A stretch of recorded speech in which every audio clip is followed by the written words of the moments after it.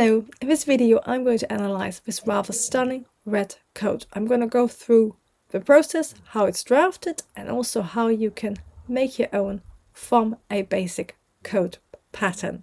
If you love the idea of pattern hacking your sewing patterns to make glamorous styles like this, or if you want to learn how to design and draft all the clothes you'd ever want to wear, then do have a look on the description. I put in a link to a masterclass where I go through the 3 steps and secrets I use to draft any clothes.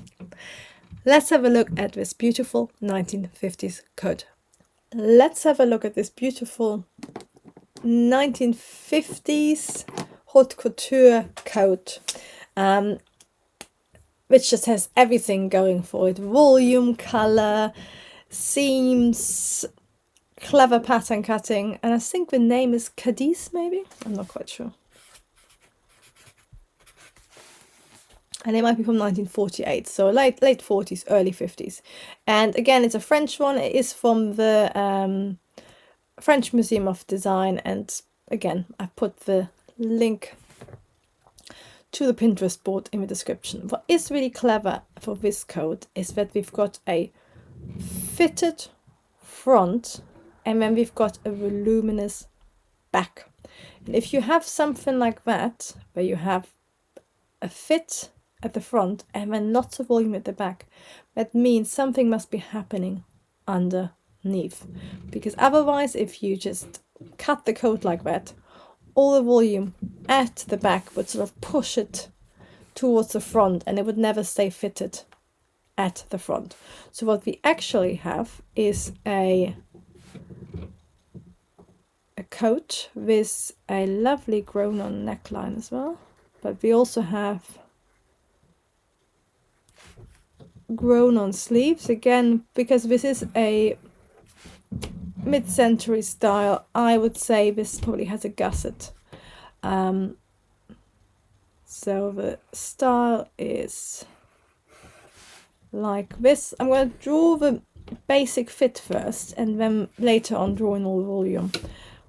But what we have is a style like that, and then the actual coat isn't actually that oversized down to our sort of dropped waist. It's very Givenchy, isn't it? I always think that dropped waist is sort of reminds me of a Givenchy coat.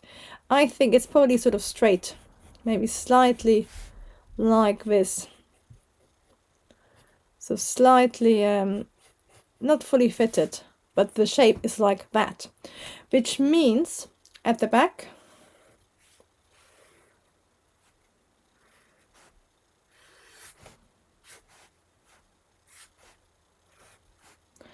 you will again have exactly the same shape.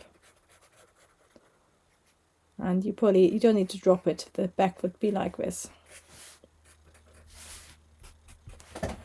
And the reason I'm laying it out like this, because with a style like that, that's actually the actual shape of your coat. And then they've added lots of stuff on top of it.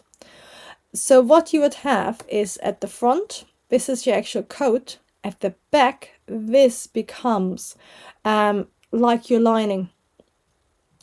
So the lining, or like sometimes also instead of a lining, what they do is they use just a fitted panel, for example, like this. It doesn't even have to have the sleeves. So it might just be that there is like a fitted panel like that at the back, which then means is attached to our side seams at the front, which means you get that fitted look at the front, but then at the back, of course, it's hidden. And instead, typically I have no red pen. I want a bright red pen to show it to you, but we're going to use pink. What we have at the back instead, then, what's visible on the outside, is a really voluminous coat. So there's a big pleat,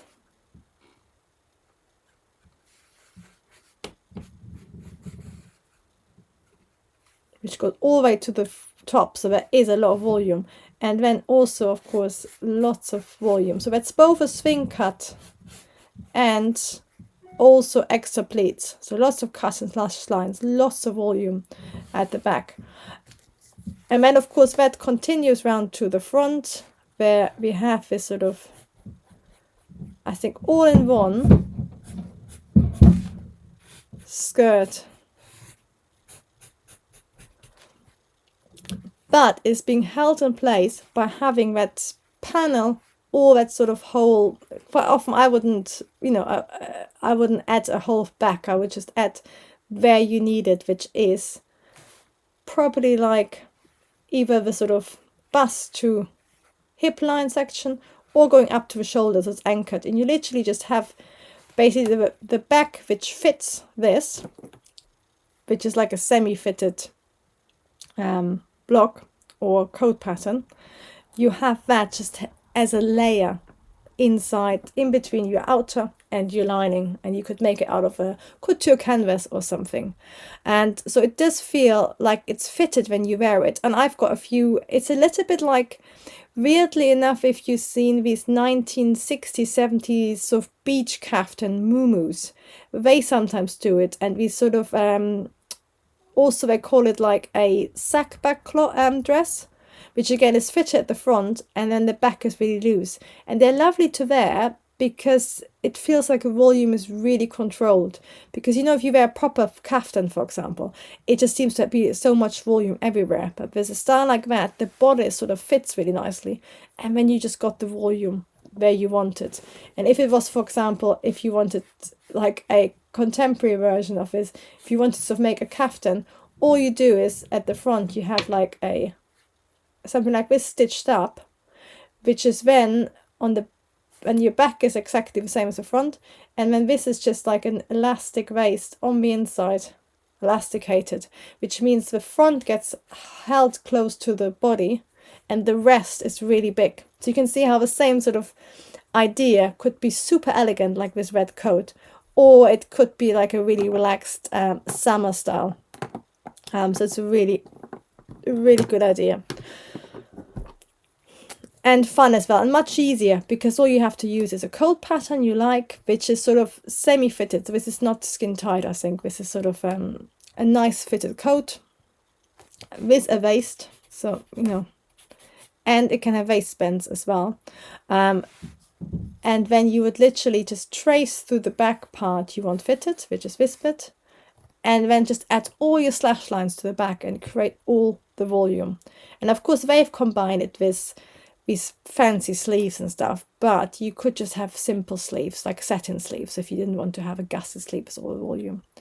And then the next thing that they have as a beautiful detail is, which is why I hadn't drawn on the front yet,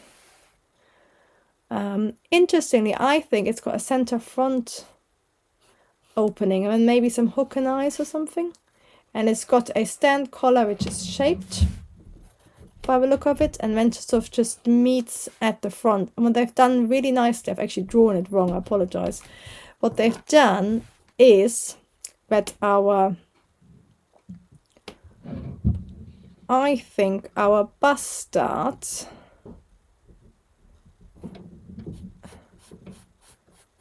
is like, this is quite hard to see. I think they've done like a hybrid bustard like this. So I would do this right underneath the bust, which means you have to do like a little bit of sort of hybrid pattern cutting. But it has these sort of dart lines here, like that.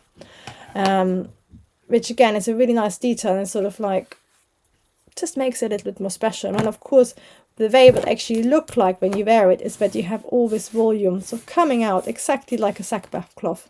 So lots of volume coming from the front, being contrasted with just this part fitted. And then what they've also done is they've done these slash lines here and added volume, and then just both, and then pleated them in. So what we basically have is pleats like this, which because of gravity means the sleeve ends up looking like this,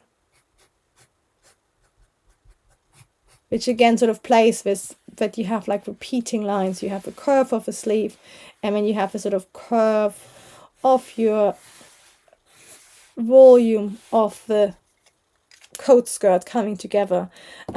So it's a really nice way of adding really clever volume. And if you wanted to draft this yourself, if you wanted just the bodice part, you would use a fitted coat pattern, and this is sort of it looks like an opera coat, or like it doesn't look like it's made of a heavy wool. This could be made out of a lighter wool, it could even be made out of a cotton, or like a silk. I can imagine it being a really glamorous red silk on you. And in that case, you could have, you know, it would be worn on top of maybe a dress. So you would use a semi-fitted coat block. You would draw on your line here, and then you would use that point to trace around your back as well. Then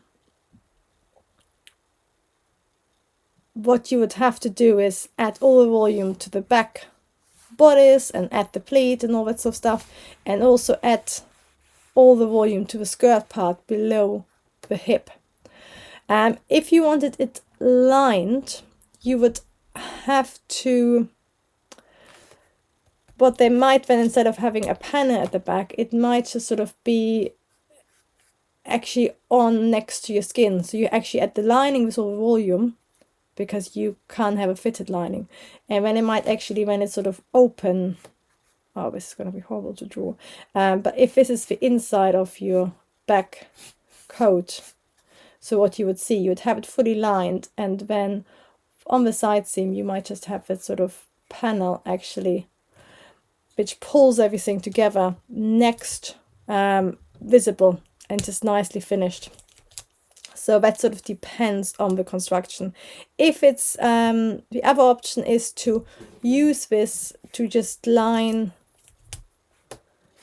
basically, if I draw it out, to just line